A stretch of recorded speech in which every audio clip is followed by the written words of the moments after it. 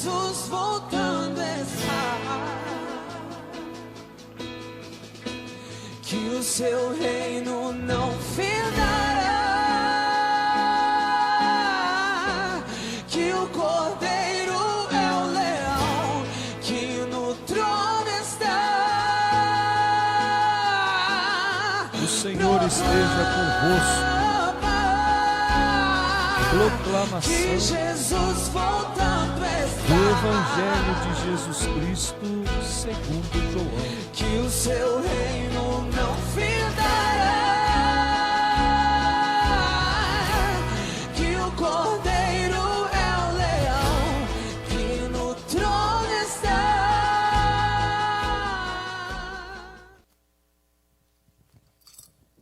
Naquele tempo, João viu Jesus aproximar-se dele e disse: Eis o Cordeiro de Deus que tira o pecado do mundo. Dele é que eu disse: depois de mim, vem um homem que passou à minha frente, porque existia antes de mim. Também eu não o conhecia, mas se eu vim batizar com água, foi para que ele fosse manifestado a Israel. E João deu testemunho dizendo: eu vi o Espírito descer como uma pomba do céu e permanecer sobre ele. Também eu não o conhecia, mas aquele que me enviou a batizar com água me disse: aquele sobre quem vires o Espírito descer e permanecer, este é quem batiza com o Espírito Santo. Eu vi e dou testemunho. Este é o Filho de Deus. Palavra da salvação. Eu disse que vem o Senhor, com prazer para sua vossa vontade. Eu disse que vem o Senhor, com prazer para sua vossa vontade. Podemos sentar. Caríssimos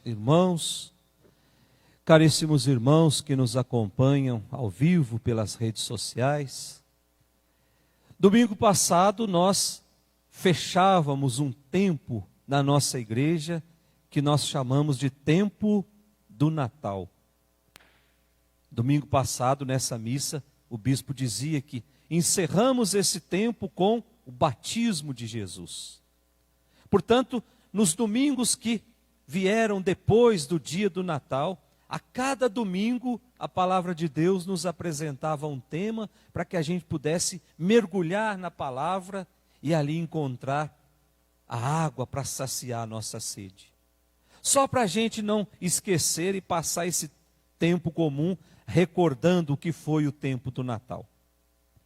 Na noite do Natal, a igreja nos convidava a olhar, a fixar os nossos olhos lá no presépio, e lá no presépio contemplar a figura do menino Jesus. O grande presente de amor de Deus para com a humanidade. Depois, no domingo seguinte, a igreja nos convidava de novo a voltar os nossos olhos para o presépio, e lá no presépio contemplar Jesus, Maria e José. A festa da Sagrada Família. Com isso, Deus estava nos dizendo que a família, ela é sagrada. Depois, no outro domingo, a igreja nos convidava de novo a voltar os nossos olhos para o presépio e agora contemplar a cena toda. Jesus, Maria, José e os reis magos. Foi a festa da Epifania, a festa da manifestação de Deus. E Deus se manifestou como sendo a luz que veio para tirar os homens da escuridão. A luz que veio para iluminar os nossos caminhos. E aí, passado mais um final de semana, chegamos no final de semana passado, em que a igreja nos convidava a celebrar a festa do batismo de Jesus. E eu até questionava, o batismo que João Batista pregava era um batismo de mudança de vida. era um batismo em que eu precisava deixar para trás esse homem velho e assumir a roupagem de um homem novo. Portanto, era um batismo de mudança radical de vida. É aquilo que no grego nós chamamos de metanoia. Mas se era um batismo de mudança radical de vida, por que é que Jesus entrou naquela fila para receber o batismo? Se era um batismo de radicalidade.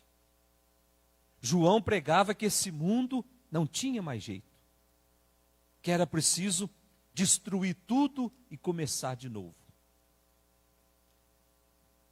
E por muito tempo nós ficamos nos questionando o que fez Jesus entrar naquela fila, se nós aprendemos na catequese que Jesus era o Filho de Deus, que em Jesus não existia pecado. Se o batismo era para lavar os pecados, então o que é que Jesus estava fazendo naquela fila?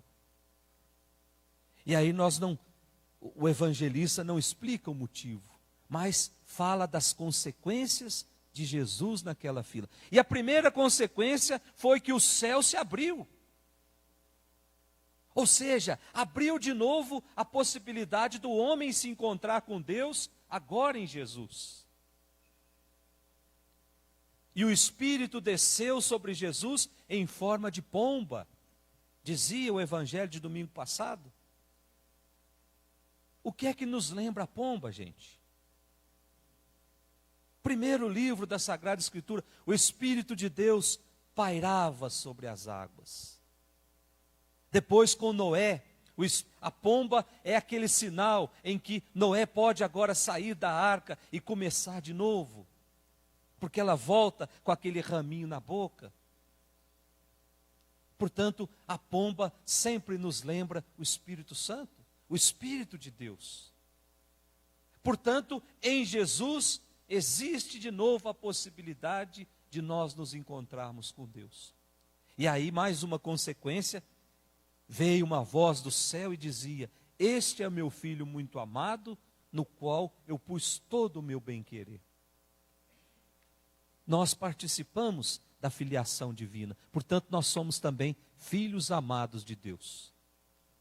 E aí hoje nós continuamos refletindo, agora já entrando no tempo comum, que já não é mais o tempo do Natal, agora nós iniciamos a nossa caminhada de tempo comum, e o folhetim nos diz, nós estamos no segundo domingo do tempo comum. E ao longo de 34 domingos, nós vamos meditar a cada domingo sobre um tema, para que nós nos aproximemos cada vez mais de Deus. E nesse final de semana, a palavra de Deus nos convida a refletirmos sobre vocação.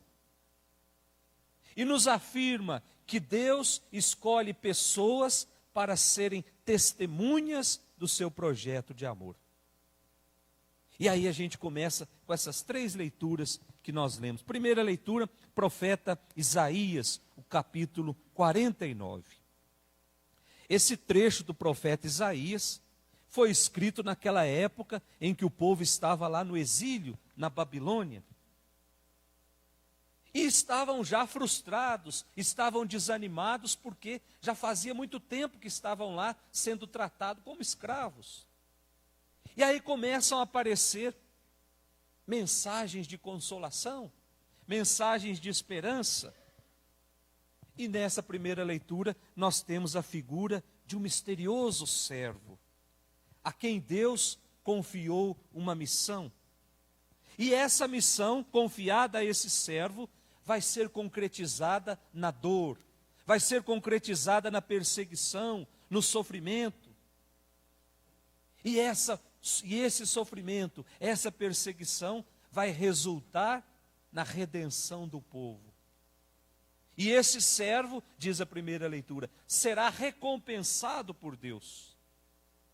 Esse servo foi preparado por Deus desde o seu nascimento. Não é o que está lá no versículo 5 da nossa primeira leitura, que a gente pode olhar juntos? E agora diz-me o Senhor, Ele me preparou desde o nascimento para ser o seu servo. Para nos dizer, gente, que na origem profética sempre está Deus. Ninguém pode sair por aí dizendo que é um enviado de Deus, se na sua raiz, se na sua origem não estiver uma manifestação de Deus. Nós estamos rodeados de pessoas que se dizem enviadas de Deus. E usam desse enviados de Deus para extorquir os outros, para vender produtos em nome da fé, para fazer riqueza em nome da miséria dos outros. Nós estamos cheios de pessoas assim. E não precisa ir muito longe não, gente. Basta olhar aqui no nosso bairro. Pessoas que se dizem enviadas de Deus, mas que não semeiam uma semente do reino de Deus. Semeiam semente para satisfação pessoal. Semeiam semente para tirar dinheiro dos outros. São esses falsos profetas que estão dominando esse mundo. Com uma mensagem, muitas vezes até de esperança, mas uma mensagem mentirosa. Porque a sua raiz não está em Deus. A sua raiz está em outros desejos.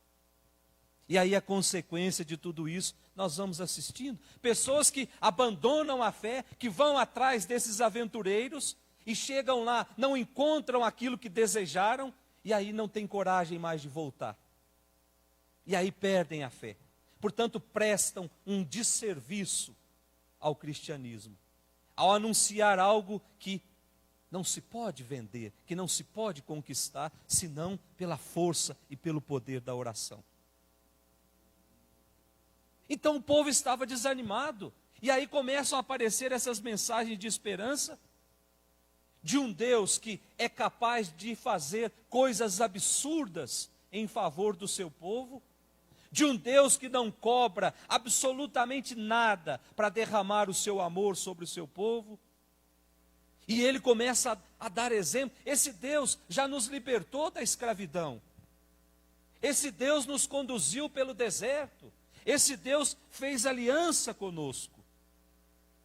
E assim acontece conosco hoje, gente.